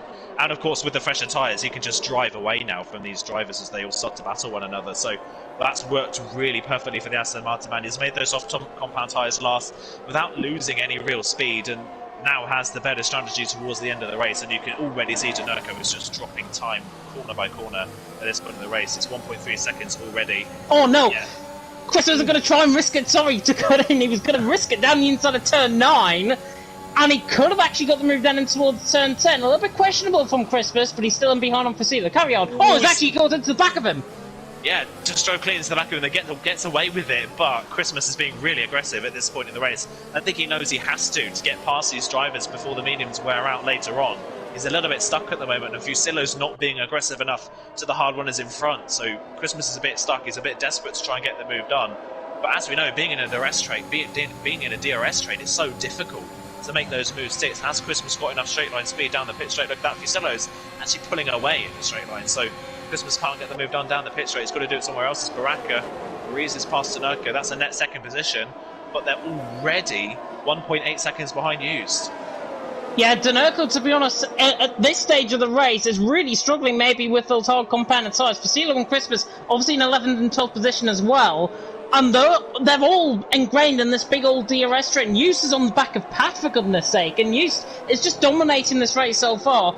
It could be an advantage where he could be about 10 seconds ahead of everyone else, because Baraka and Denerko simply do not have the pace on that sort of hard compounded tyres to last towards the end, unless they go maybe for two-stop strategy. But even then, it is going to be a struggle to try and regain the losses that he's picking up pretty much right now. Denerko not on the back, Fasilo under pressure by Christmas, and Christmas dives it down the inside line, and that was too late.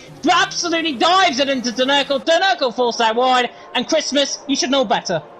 Oh, that is such a shame for Christmas. Second race in a row now. He's had a great opportunity and is kind of thrown it away by being too aggressive. I don't know if he's picked up any damage on that. I'll be shocked if he hasn't. We'll see if he comes into the pit lane. But that is such a shame for Christmas. Again, just too impatient, too aggressive. And yeah, he's into the pit lane. So that is to replace some damage. Eustace got past Pat with no problem whatsoever. So he's now up into 7th position. All that's done has separated Denerko and Baraka, and that's just going to make it even easier now for these medium runners. Fusillo around the outside is forced off the road there by Denerko through the corner, gets back onto the track, and Xander takes full advantage down the inside of turn 3, gets the move done. Fusillo, though, is going to try and cut back down the inside towards turn 4. That late on the brakes there, Xander nearly running clean into the back of Denerko in front, but gets away with it. Still Fusillo still running side by side down towards turn 5, but I think Xander is going to win out this time. He does so. Xander up into 11th place. Fusillo was fully entitled to go for that move, but I don't think Denerko left him enough room.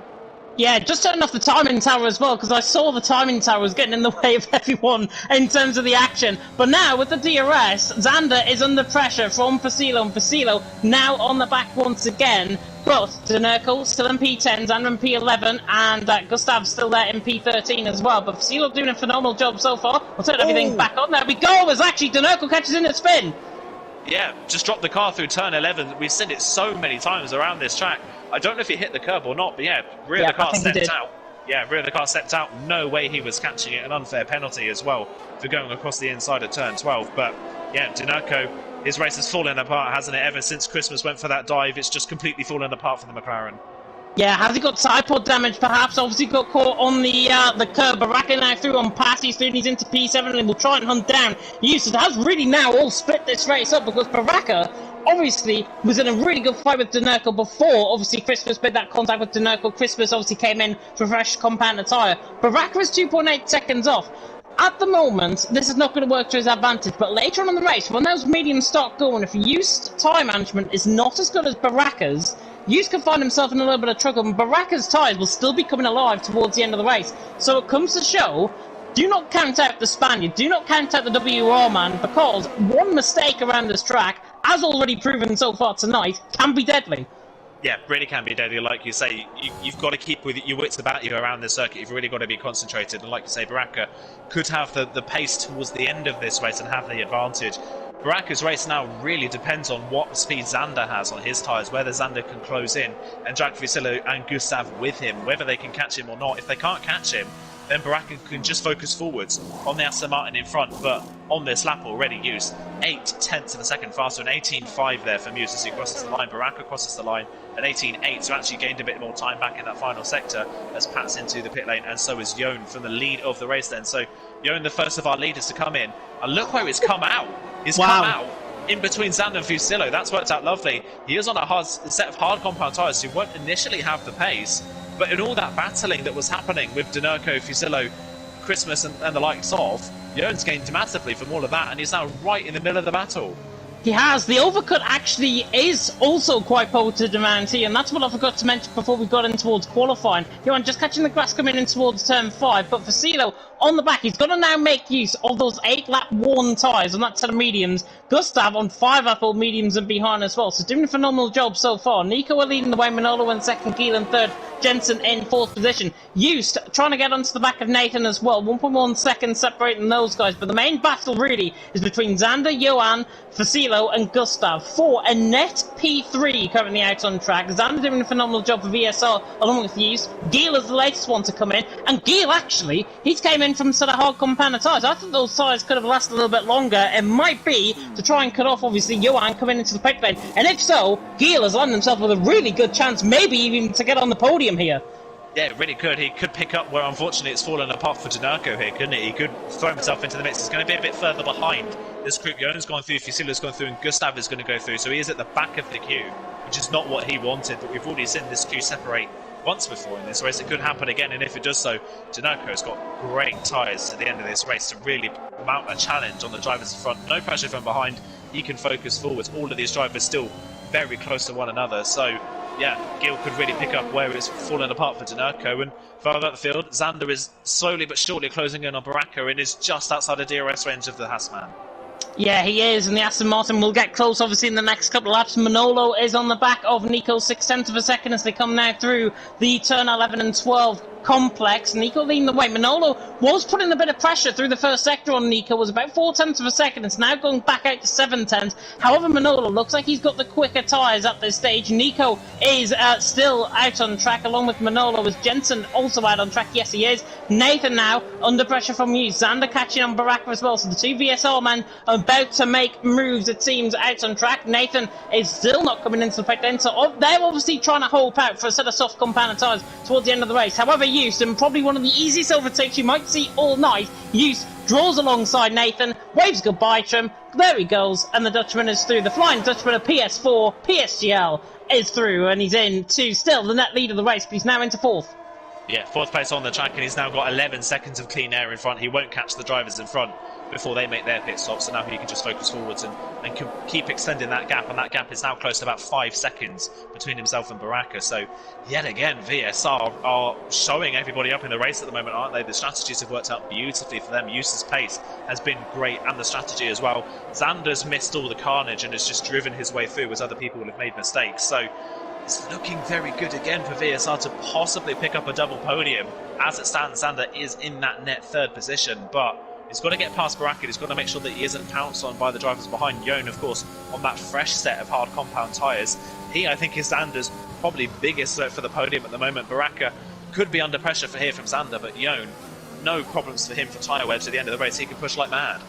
Yeah, Giel's obviously dropped down further in the field. He's already on the back of that group. He was about a second off coming out of the pit lane. He's already on the back of that group, but he's now right on the back of that group. And I'll come on to that in just a second as Manolo catches Nico down in towards someone, doesn't get the move done. Xander as well on the back of Baraka. 7/10 of a second. I think Xander honestly is holding a little bit back for the end of the race to try and push, maybe to get a first and second position for the VSL boys out on track. Johan obviously just in behind as well. But coming on to Gil, he's trying to attack Gustav down towards turn 1. He is pretty much in a 6-car trade, and he is the 6th car in that DRS train. And Gil will be hoping that some of these guys now begin to make mistakes. And do you know what? I think he's going to try and move maybe in towards turn 4. And Gustav, the ET8 man, doing a fantastic job, I've got to say, Gustav. But Gil now on the inside line through 4, does save ground. He switches to the inside line in towards turn 5. This would be brilliant if he pulls it off down the inside line. There's a little bit of side pod damage maybe on the car, but now Gil on the inside line through 6 in towards 7 and 8. Somebody has got to yield, surely. Gustav on the outside line, and that side by side into 7 and 8 never works. And Gil and Gustav now out of the DRS zone, and to be honest, Gustav didn't back out, and you could see it coming. Yeah, you could really see it coming. We always know that side-by-side for 7 and 8 is never going to work unless you drop your speed by about 50%. That was never going to happen. And yeah, I think Gustav should have settled for defeat there. Gil had his car fully up the inside, had the better line into the corner. There was no way that Gustav was going to be able to hold that around the outside. He tried his best, but I think just got outsmarted there by the VRT driver in that mid-pack. Great racing up until we got to turn 7. But yeah, Gustav, I think, not recognising when the battle was done and just trying to hold on around the outside. It's not worked, but it's not cost them too much. They're still in the same positions they would have been if Gil made the move naturally anyway, and they're not too far off the back of the queue either way either. So it's not over for them. It was just a little bit of an unfortunate situation.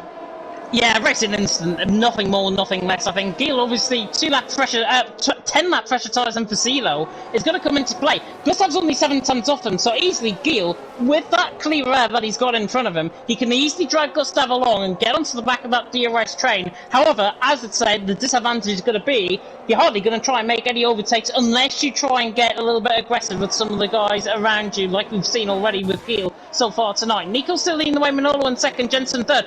In terms of the guys that haven't pitted so far, Nico, Manolo, Jensen and Nathan are the only 4, I believe, that haven't pitted so far. They're all on the set of medium compound tyres, Aiden. Are they going set of softs? Absolutely. At this point in the race, they've got to go for soft compound tyres. There's no point going for the hards from this point in the race. And honestly, if they've got a fresh set of soft compound tyres, they could probably pit this lap and go onto that set of softs. Whether they will or not is another question. But they could pit now and possibly come out in a good position. So wait and see. Nico and Manolo definitely the best of those 4 drivers in that opportunity. Jensen hasn't been able to keep up with the 2 in front, and of course Nathan involved in that first lap skirmish at turn 2 with Isma, I believe, and I think it was Reese was the other driver as well. That's why Nathan's a little bit separated from the rest of them, but he's still going on, I think, hoping for a safety car. One other thing I noticed in that battle between Gil and Gustav, it was a good battle and Gil was obviously gained the position, but what that has done is it allowed Fusillo to re-catch Ioni in front. He had dropped out of DRS range. He wasn't under threat from anyone behind, so he could focus forwards and has re-caught the DRS queue. So that gap that we did have that could have benefited Gil has closed again. Yeah, it has closed again, to be honest. And 4 tenths, 5 tenths of a second. Gil, if he wasn't stuck in traffic now, he'd be challenging possibly Baraka for P2, for a net P2 out on track. And honestly, these guys on the side of overcut, they're going to fall into this. Nico and Manolo especially, I think, are going to fall into this pack. Probably behind Gustav, but they're going to be on set of soft compound tyres. And it's not going to work out for them because everyone is stuck in this big old DRS train. And it's a DRS train led by this man here, Baraka, who's obviously not pulling away. And we'll see when Nico and Manolo are going to come into the pit lane. They're both into the pits. Manolo just about got the brakes on. Jensen continues on for another lap at least. We'll see if Nathan is going to come on for another lap as well. He's coming through the final corner, yes, so Nathan stays out as well. But now Manolo and Nico both in for a set of soft compound tyres. Normally around this track, they're about 7 or 8 laps in, and then they really begin to wear. And Manolo and Nico, look where they're coming out, right behind Gustav. Perfect opportunity to try and make an impact now on this race. Yeah, definitely, especially considering Gustav has just dropped out of DRS range to Gil as well. Perfect opportunity for Nico and Manolo. And another thing as well, Manolo was not pushing in that first part of that race. He came into the pit lane with 100% ERS. He was really nursing those tyres, not pushing whatsoever. Now I think we'll get to see his real speed at this point in the race. He's got a lot of pace behind him. He's got to get past Nico if he wants to use that pace, but we'll see how good those soft compound tyres are. Gil again is really aggressive in this pack. He's right up behind Fusillo, who's of course on the oldest set of medium compound tyres of those that have pitted. 14 laps into the stint, still with another 12 laps to go. Fusillo's really pushing it with his medium compound tyres, and so far I don't think it's worked because he's closer to the back of this pack with a lot of charging drivers right behind him. Yeah, I thought Gil was going to have a run in towards turn 11 there, he didn't. The McLaren's still on the back of the Red Bull, the white Red Bull, I will reiterate. Never going to live myself down for saying that in commentary. Jensen's still leading the way though. He's still continuing on at least another lap. So is Nathan. He's through the final corner as well. However, Gil just gets caught a little bit sideways. Gustav now let in for a possible chance. Possibly. But now Nico, the OP man, right on the back of Gustav. Running down in towards turn number 1. Xander as well is on the back of Baraka. And they're going side by side. And actually Xander is through. So Xander's through and he's intranet P2. Good move there by the Dutchman down the inside line. Baraka just out of shape coming through turn 3. But Johan now still in P6. And Nico didn't make pay on that set of soft compound tyres. He needs to try and get some of these moves done. Risa, however, is into the pit then also to pit in for a set of soft compound tyres. Still 18 drivers going on. I've got to be honest though, we haven't had a safety car or a VSC yet. Yeah, we've had a VSC, but it was only for a lap. We haven't had a safety car, and honestly, I'm a little bit disappointed because I think it could spice this race up completely. It really could, and I think that's why we're seeing Nathan and Jensen stay out. I think they're hoping for that safety car, because if they do, Jensen could dive into the pit lane and gain the net 5 places could be massive for his race, but is going to have to take something to give, and that might be Nico here. Nico going for a dive on Gustav here at turn 10. Gustav gives him the space down the inside. Can Nico hold it into the inside of turn 11? He will. They'll go side by side. He'll have the outside for turn 12. Has he got the grip to just drive clean around the outside? I think he has. He has. Brilliant move from Nico up into 9th place, past the Alpha Tauri, using the superior grip of that soft compound tyres, forcing Gustav off the racing line. Nico could just use the superior grip and drive clean around the outside of them. So he's up a pace already, and now Gil looks like he's on the back of Fusillo as well. The 7th position, Jensen's into the pit lane, so this will be for 6th position on the road. Gil's going to have a look to the inside line. Can he brake late enough to make this move stick? He's really late on the brakes. Just enough room on the inside. Fusillo's going to hold it for the time being. That's the risk over turn 1. We've seen it time and time again. Braking zone for turn 1 is so short, it's really hard to dive people, and Gil runs completely off the track at turn 3. Yeah, but he had to try something, to be honest, because he's stuck behind Vasilo. He's got 10 lap fresher tyres, and he is not going to be happy with being stuck in a DRS and he's going to have to try and make some of these moves now and try and make them stick. Certainly on Vasilo, certainly on Johan, because he's got the tyres to use up. And Nico and Manolo are now right on the back. Gustav also got overtaken there by Manolo then in towards turn 1. It was a simple move by the ET8 man. ET8 are not doing bad on their debut either as well, but look at this. Nathan now leading, what, a 10-car train possibly, with Jensen coming into the fray and all of this as well. Nathan still yet to pit in, doing a soft compound tyre strategy. He's going to be probably ahead of Pat if he's lucky, but he is holding up all of these guys, and Used, as a result, holds pretty much an 8-second lead over Xander. As now Nathan, I think, is coming in. Yeah, dives into the pit lane. That gives Xander DRS, so that will help him defend from the drivers behind. He's into the pit lane finally, as Nathan, I think, giving up that chase for a safety car. It's not going to come by the looks of things, so he has to bail out of it. So we'll see what he can do, but that's now everyone in their net positions, and again, it's a VSR 1-2. Baraka in third on those hards. Yono really has had a standout race so far in that 4th position for Mentalism. From outside of the top 10, he's made that alternate strategy work really well so far on those hard tyres. Can he get onto the podium, maybe get Mentalism's first podium of the season? That would be great to see for the Alpine team as well. Gil still trying to find a way past Fusillo, and now in an OP sandwich is the McLaren man. The problem for him in this race, he's got fresh medium compound tyres, but if he tries to go for the move on Fusillo and makes a mistake, he lets Nico and Manolo have a run at him, and they're on even fresher soft compound tyres. So he can't risk a move down the inside of Fusillo that's not going to work, because he'll just get swamped by the drivers behind. Yeah, Gil obviously under pressure from Nico as well in all of this, and they're in a white Red Bull sandwich, a bit of a mouthful to say. It is basically like a topping of mayonnaise and a sandwich filling being stuck in the middle.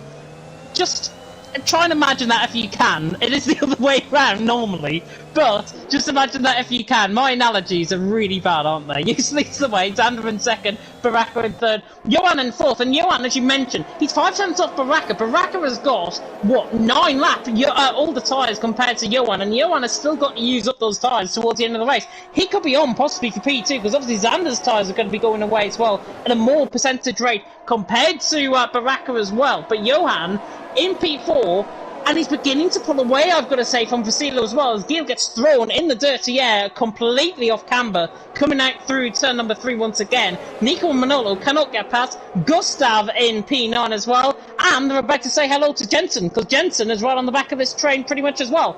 Yeah, Jensen in clean air, setting the fastest lap of the race, I think, proving how valuable clean air is around this track. We said it before the start of this race, it's difficult to overtake at this track especially when you're in a queue of cars. It's just so difficult to find a place to make that move. Is Gil close enough maybe down in towards turn 10? Not this time. He was very close running into 9. I think he was actually too close to the back of the Red Bull coming in towards turn 9 and had to back out of pushing through the corner for fear of running into the back of the Red Bull, and that kind of ruined his run down towards turn 10. So that is the problem. There's just nowhere in the middle part of his lap to make a move, and being in a DRS train down the pit straight, it's impossible to overtake. So he's just relying on a mistake from the drivers in front, and we're yet to see that from really any of these drivers in front of him on the track, and now he's under more pressure from Nico behind.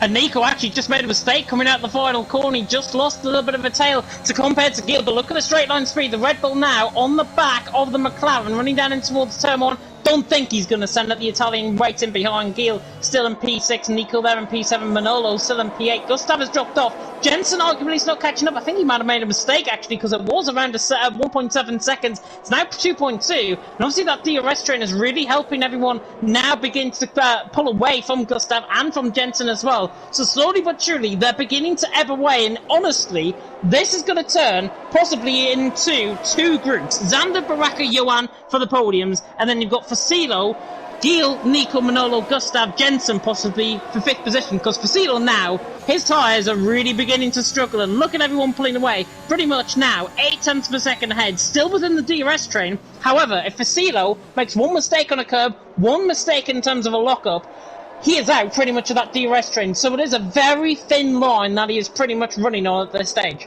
Yeah, really, really thin. Like you said, Christmas, another penalty in this race. What a shame it's been for TCG, not the race that they would have wanted. But yeah, you can safely say at this point in the race, Fusillo is being saved by the DRS of the drivers in front of him. As soon as he loses that DRS privilege, he's just going to plummet through this pack of cars behind him. He just hasn't got the pace at this point. 20-lap-old medium compound tyres. They're really, really old. That's as old as most of these drivers are going to be by the end of the race, and we've still got 6 laps to go with this one. So Fusillo's really on the back foot at this point. He's got to push like mad to try and hold on. The problem with pushing as hard as he is to try and hold on to the DRS in front, his tyres aren't going to give him the grip to be able to do that. So, like you say, he runs a thin line, and that line is just going to get even thinner as this race goes on, as the grip falls away. And you can already see, especially in the middle part of the lap, he just hasn't got the pace, and it's dropping to about 8 or 9 tenths behind Yo in front. He just can't keep up at this point. Further down the field as well, but have a 3-wide situation. Fabi defends, Isma is blocked off, and now Christmas sends it around the outside of both of them, and that was perfect TTG tactics there. I'm not sure if there was a boxing effect going on there, but Isma now back down to P16. Christmas has waltzed around the outside of both of them. So Slooney's into P14, obviously on a fresh set of soft compound tyre. He is through, and he's into P14. There are the penalties, by the way. Danerko and Nathan have got 3 seconds, along with Isma and Risa, who have also got 3 seconds. Pat has got 6, and Christmas has got 9. So only the penalties are separating pretty much halfway down the field. Everyone else on no penalties at this stage, which is good going. Use has absolutely exploded the way. It's been an absolute domination drive from the Flying Dutchman of PS4 here in PSGL and the VRT Esports Cup event tonight. But with 5 laps to go, I think Xander's going to come under pressure very soon indeed. Baraka right on the back. Johan, however, could try and come in the mix in this as well, as Nico tries to look to the inside of Gil, doesn't get the move done. But Xander now, his tyres are really going to be feeling the effects. Baraka, his tyres are going to be feeling the effects. Johan, surely, along with Gil possibly, to try and pick up the pieces. Yeah, they definitely could, especially Yo, and I've got my eye on him at the moment. He's looking really, really comfortable.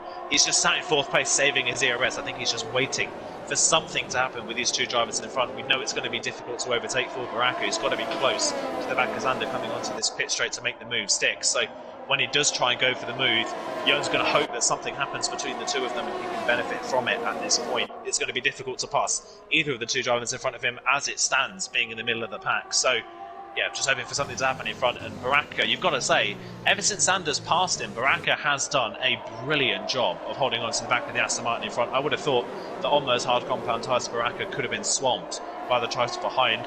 It's been anything but that, and he's actually now looking like he's more just waiting for the opportunity to re-pass Sander before the end of this race.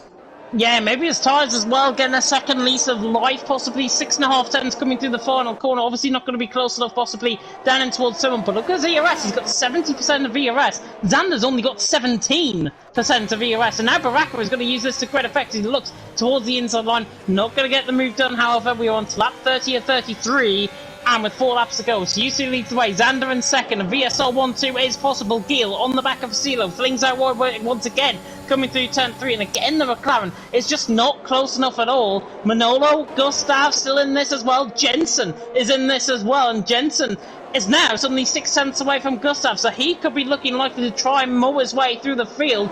Gil, however, still trying to get onto the back of Vasilo. He's not going to risk a move in towards 7 and 8. You still leading the way. Xander in second, Baraka in third. Everything is going to kick off probably the final 3 laps of this race. Yeah, really is going to kick off, and here we go then. Gil on the back down towards turn 10, got a great run out of 9. He's looking down the inside. Fusilo's going to move just to the middle of the track, and Gil can't brake late enough, but he gets a great run out of the corner. He's going to try and hold it down the inside. That was never going to work from that far back, and he backs out of it at the last minute, and Fusilo will hold 5th place for the time being. But yeah, Gil now getting really impatient. You can see he's got a lot more speed and just nowhere really to use it at this point in the race. One thing to note as well, like you say, a lot less ERS for Xander at this point in the race. What Baraka needs to start doing now is he needs to start pushing the back of their Aston Martin car, using some of that ERS, which he's doing now actually. Look at this, coming down towards turn 1. He's using that ERS, and he's not going to wait for the end of this race. He's going to go for it now. He gets down the inside of the Aston Martin man. He's back up into 2nd position. Now he's got to try and pull away from that Aston Martin before Jon can pass him, or Xander can regain some of that ERS and try and repass him. That's maybe a couple laps earlier than I was expecting. I was maybe expecting it on the last lap, or maybe the next lap. He's gone for it a bit earlier, maybe in hopes of the fact that Xander can't recover. Yeah, Xander might not be able to recover from that, but Baraka is thrown. He's into P2. I think, same as you, I think he's gone a little bit too early with this, and I think Xander might repass him before the end of this race. Risa, by the way, is through an Isma down and towards turn 1, gets the move done, he's into 15th position. Manolo was on the back of Nico as well, and suddenly ELP man is struggling in terms of the tyres, and now Manolo for ETH, of course, on their debut sends it down the inside line. That was a late committed move. Is he going to get the move done? He's on the inside line. The 2 sister cars go side by side. The Alpha Tauri is through. What a move by Manolo. He's into somebody could have easily backed off that move, and then Nico could have just been let through there. Manolo didn't. Manolo positioned his car in a way when Nico wasn't going to get past. And in terms of the track, beautiful move. Manolo's soon, he's into P7, and now look at Gil on the back of Vasilo. It is going to kick off now onto the final 2 laps of the race. Used leads the way, Baraka in second, Xander in third. There'll be no safety cars or VSC from this point. And now Gil sends it down the inside line, and the McLaren is through. The Red Bull just about dives out the way. Down the inside line goes Gil, and he's into P5, but it's cost them time, and now it's beginning to split up.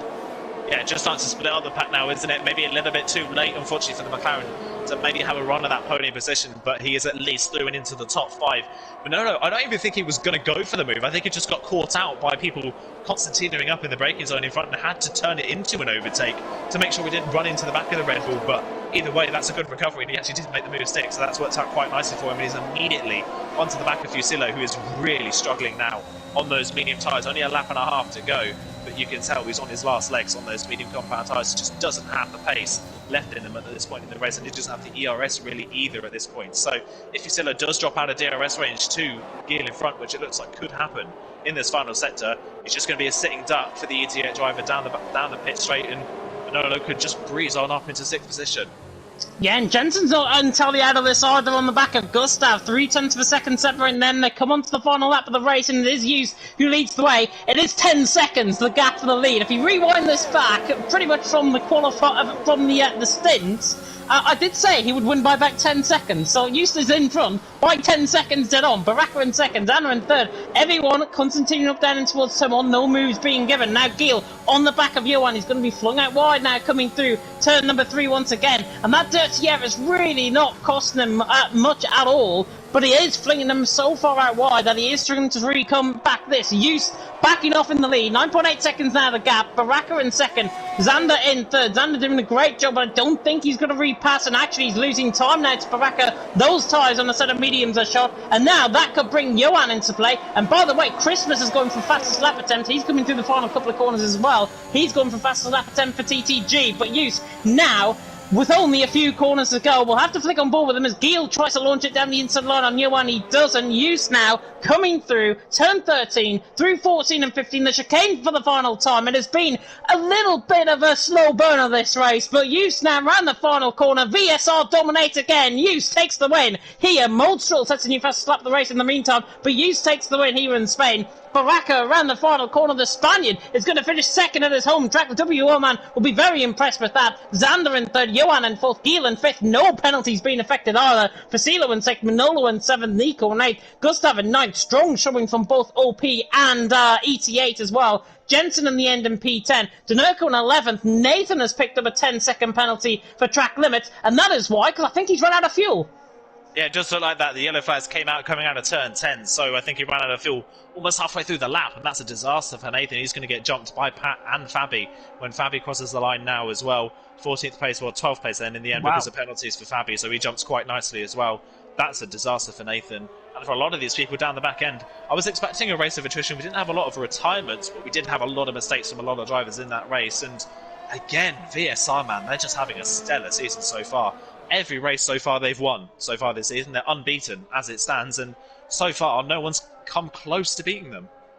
No one has come close to beating them, and honestly, it is just an absolute credit to how the team has run and how the guys are performing out on track. Christmas didn't get a fastest lap attempt, came across the line to finish in 17th, and Moldstrel, I think, actually gained a position, if I'm not mistaken, in the results. So Moldstrel finishes in P17, according to a steam mill. Just called it there. The driver of the day awarded by the in-game fans is VRT Giel. Giel obviously had a bit of a moment with Christmas. He actually recovered well within the second half of the race, so did a very good job. But to the top step of the podium we go. And that is something that I don't want to see recalled at the top step of a podium, as Houston's taken the win.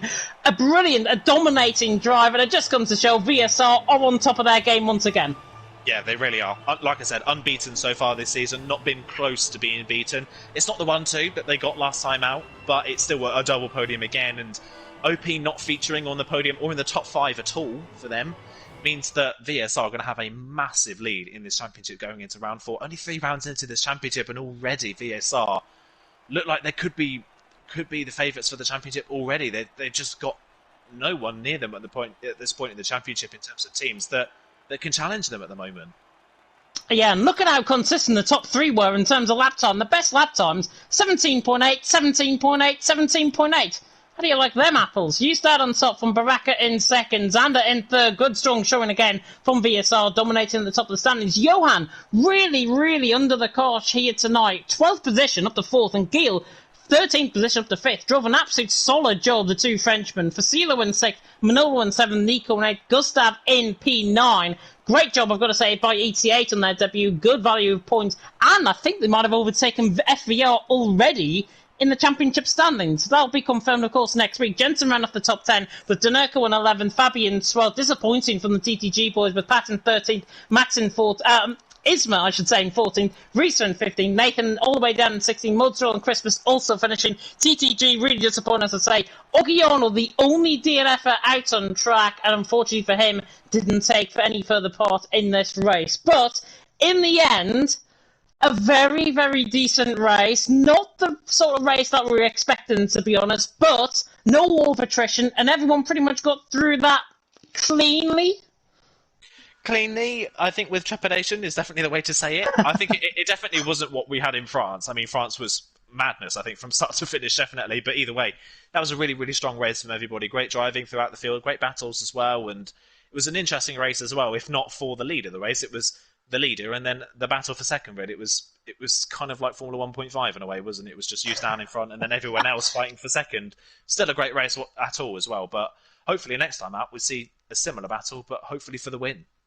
Yeah, hopefully for the win, and hopefully somebody is now going to try and challenge VSR for the top step of this standings, because you could already probably crown them champions from this point onwards. 3 out of 3 in terms of victories, and another first and third finish. So strong so far this season. It is absolutely fantastic to watch. And to remind you of the calendar as well, we have got a triple header coming for you, including tonight, obviously, in Spain. Next week, we go to Singapore.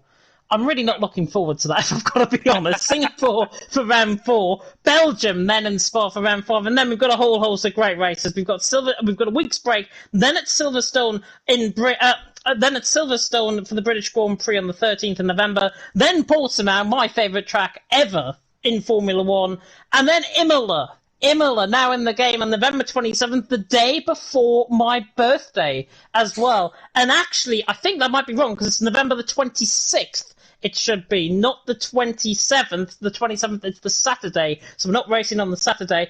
December the 10th for America, and then obviously with the week's break in between, and then Jeddah for the final round of the championship. Hopefully by that point in the season, they may be paying us quite a sum of money to try and stay on to commentate on the Jeddah Grand Prix in Saudi Arabia. But Aidan, once again, fantastic race out on track. Who for you was your driver of the day? Oh, it's a difficult one, really, isn't it? Because the normal person would say Joost for such a dominant performance at the front of the field, but I'm going to give it to Joan. I think Joan flew under the radar a little bit in that race, but if we consider what he did in terms of strategy, maybe not the best of the alternate strategies, going from the mediums and then onto the hard compound tyres, but he made those medium tyres work. He had a great start to the race, made the medium tyres work, overcut a lot of drivers, and then ended up in fourth place. Not quite the podium that maybe he would have wanted, but he gained a lot of positions from where he started. So I'm going to have to go with Johan for my driver of the day. Yep, I've got to agree. Johan for my drive of the day as well. Phenomenal drive, obviously on the alternative strategy. Worked to absolute perfection, came out within that, a little bit of contact here and there around him, and he finished in P4. Good, solid result for Team Mentalism as well. But that is the end for tonight here, the PSGL and VRT Esports Cup event. We really hope you enjoyed it. If you did, like, comment, subscribe, tick that notification bell, of course, if you are new. I believe the next action on the PSGL channel is on Sunday, and then we've got the big top tier for PSGL PSGL PS4 F1, not PC F1, that's now defunct on a Thursday. But Luke Etheridge is going to be taking you through that one, of course, and hopefully it is going to be an absolute solid race. But for myself, from Aidan, thank you so much for watching, and until next time, goodbye.